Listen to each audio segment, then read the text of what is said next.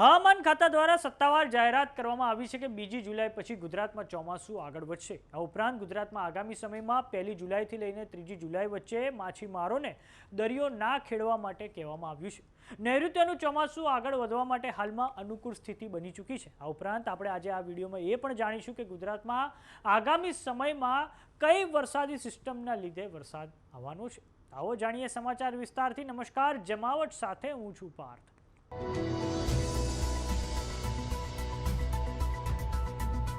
ગુજરાતમાં અન્ય ભાગો જેમ કે સૌરાષ્ટ્રનો ભાગ હોય, ઉત્તર ગુજરાત, મધ્ય ગુજરાત અને કચ્છમાં ભારે બફારો અને ઉકળાટનો માહોલ છે, ત્યારે નૈઋત્યનું જે ચોમાસું છે તે દક્ષિણ ગુજરાત પર આવીને સ્થિર થઈ ગયું છે। હવે દર્શક મિત્રો, આપણે વિન્ડી મોડલની મદદથી સમજીએ તો તમે આ સ્ક્રીન પર ભારતનો નકશો જોઈ રહ્યા છો।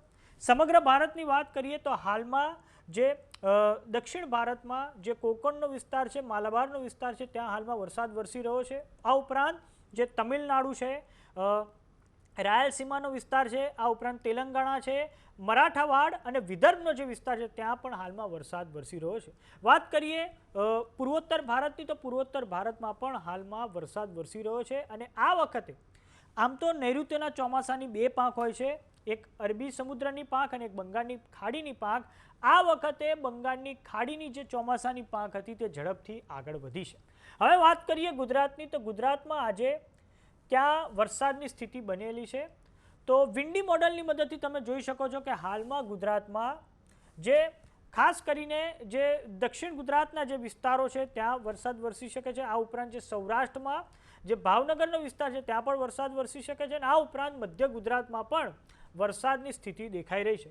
હવે વાત કરીએ આવતીકાલની, એટલે કે મંગળવારે શું સ્થિતિ બની શકે છે તો મંગળવારના દિવસે પણ દક્ષિણ ગુજરાતમાં સુરતની આજુબાજુના વિસ્તારોમાં વરસાદ રહેવાની સંભાવના છે। આ ઉપરાંત જે સૌરાષ્ટ્રના જે ભાવનગર છે, અમરેલી છે, ગીર સોમનાથ છે, પોરબંદર છે અને દેવભૂમિ દ્વારકામાં પણ વરસાદ પડવાની સંભાવના વિન્ડી મોડલ દ્વારા વ્યક્ત કરવામાં આવી છે।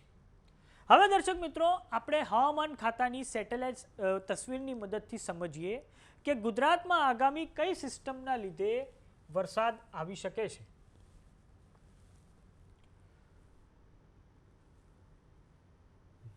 તો દર્શક મિત્રો, આ તમે સ્ક્રીન પર હવામાન ખાતાની સત્તાવાર સેટેલાઇટ તસવીર જોઈ રહ્યા છો। ગુજરાતમાં બે વરસાદી સિસ્ટમની મહત્વની છે। એક તો જે મહારાષ્ટ્રના કાંઠે એક અપર એર સાયક્લોનિક સર્ક્યુલેશન બનેલું છે, જે વાતાવરણમાં 5.8 કિલોમીટરની ઊંચાઈ પર બન્યું છે। મધ્ય પૂર્વ અરબ સાગરમાં હાલમાં તેનું સ્થાન છે, તેના કારણે પણ વરસાદ આવી શકે છે। આ ઉપરાંત બીજી વરસાદી સિસ્ટમની વાત કરીએ તો મધ્યપ્રદેશના પૂર્વ ભાગથી લઈને છેક અરબ સાગર સુધી એક ટ્રપ બનેલો છે, જેમાં સૌરાષ્ટ્ર અને કચ્છ પણ આવી જાય છે। અને આ જે ટ્રપ છે તે વાતાવરણમાં 3.1 કિલોમીટરથી લઈને 4.5 કિલોમીટરની ઊંચાઈ સુધી હવામાં બનેલો છે અને આ કારણે આગામી સમયમાં ગુજરાતમાં વરસાદની સ્થિતિનું નિર્માણ થાય તેવી સંભાવના છે। હવે દર્શક મિત્રો, વાત કરીએ આપણે નૈઋત્યના ચોમાસાની તો હાલમાં નૈઋત્યનું ચોમાસું ક્યાં સુધી પહોંચ્યું છે તો હવામાન ખાતા દ્વારા સત્તાવાર જાણકારી આપવામાં આવી છે કે નૈઋત્યનું ચોમાસું હાલમાં જે દક્ષિણ ગુજરાતના જે ભાગો છે, ખાસ કરીને જે સુરતનો ભાગ છે, આ ઉપરાંત મધ્યપ્રદેશમાં જે ઇન્દોર છે, પછી વાત કરીએ ડાલ્ટનગંજનો જે વિસ્તાર છે અને જે બિહારનો જે લગભગ 80% જેટલો ભાગ કવર કરી દે છે। અને આગામી સમયમાં હવે પરિસ્થિતિ એવી અનુકૂળ બની ચૂકી છે કે ચોમાસું હવે ધીરે ધીરે આગળ વધશે અને ગુજરાતના જે બાકીના ભાગો છે ને, ભારતના પણ જે બાકીના ભાગો રહી ગયા છે જેમ કે ઉત્તર પ્રદેશ છે, ઉત્તરાખંડ છે, તેને પણ તે ઝડપથી કવર કરી દેશે। હવે દર્શક મિત્રો, આપણે હવામાન ખાતાની આગાહીની મદદથી સમજીએ કે આજે અને આવતીકાલે ક્યાં વરસાદ પડવાનો છે। તો આજે 29મી તારીખ છે, તો 29મી તારીખના દિવસે હવામાન ખાતાએ સૌરાષ્ટ્રમાં રાજકોટ છે, બોટાદ, ભાવનગર, અમરેલી, ગીર સોમનાથ, દીવ, જૂનાગઢ અને પોરબંદરમાં વરસાદની આગાહી કરી છે। આ ઉપરાંત દક્ષિણ ગુજરાતમાં બરોડા, છોટાઉદેપુર, ભરૂચ, નર્મદા, સુરત, તાપી, નવસારી, ડાંગ, વલસાડ, દમણ અને દાદરા નગર હવેલી માટે, મધ્ય ગુજરાતમાં આણંદ, પંચમહાલ અને દાહોદ માટે વરસાદની આગાહી કરી છે।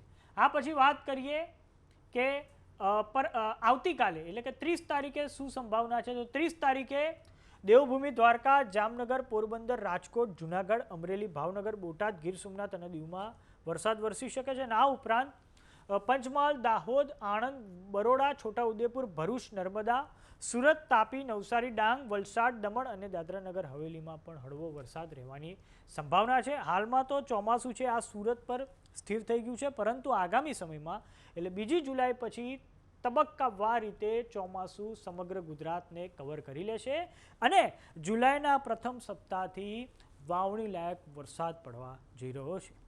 તો સમાચારોમાં અત્યારે બસ આટલું. જોતા રહો જમાવટ. જો તમે અમને યુટ્યુબ પર જોઈ રહ્યા તો સબસ્ક્રાઇબ કરો, જો તમે અમને ફેસબુક પર જોઈ રહ્યા તો ફોલો કરો, વોટ્સએપ ચેનલને જોઈન કરવાનું ન ભૂલતા. નમસ્કાર.